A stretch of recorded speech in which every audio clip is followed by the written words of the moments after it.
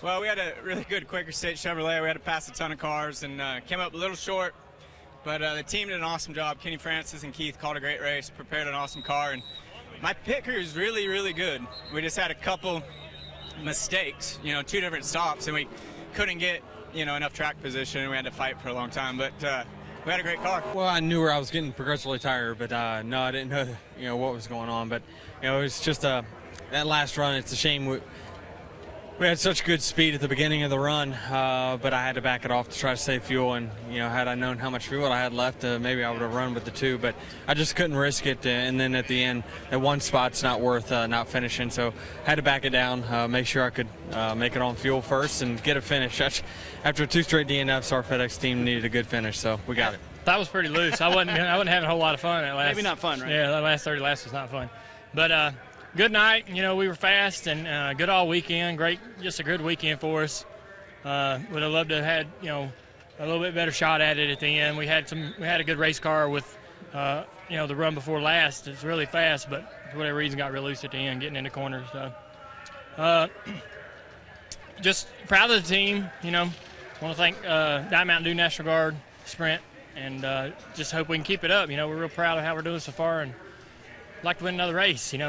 Were there changes made on that last stop that made it different? No, we just it seemed like it happened to a couple guys. Jimmy had a real loose set of tires that run. 18, I think, had a little issue with a set of tires or something. So it was just hard to tell. I think the 24 had a set too. So it was, the track changed a lot. The track's real rough and you slide all over the place. It was really fun, but just just ready to win.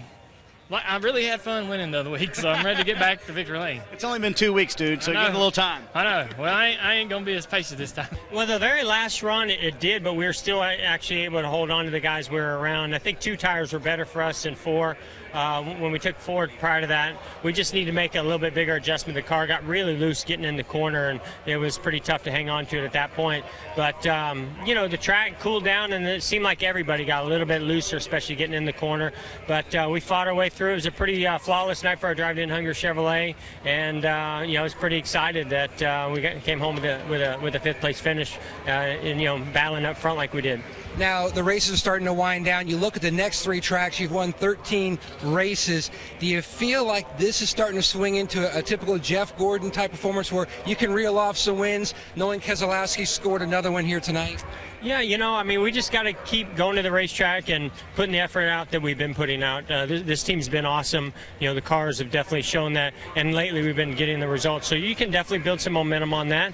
And, we've got some great tracks that are coming. To get a top 5 here at Kentucky, this is definitely one of my worst racetracks, I feel like. And to come home in the top 5 tells you just how strong our cars are and our team is and what we're capable of doing. So, Daytona's going to be its own beast, but from that point on, I think that we've got the opportunity to not only continue to put top 5s together, but also get some wins. I'm definitely frustrated how it played out. We had UPS here. We wanted to have a really good run for them. I really wanted to beat Denny, considering the implications there for delivery companies. And, we had a pretty good car at the end.